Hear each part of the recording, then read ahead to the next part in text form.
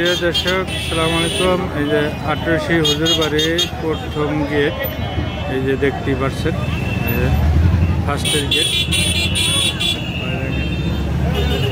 কি সুন্দর করে সাজাইছে আর কি।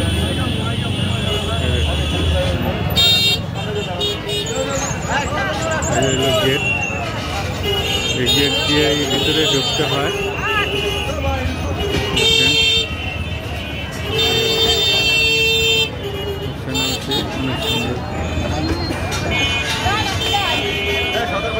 দেখেন অনেক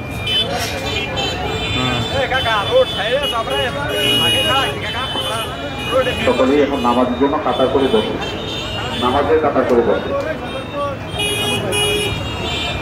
নামাজের কাতার করে সকলে বসে।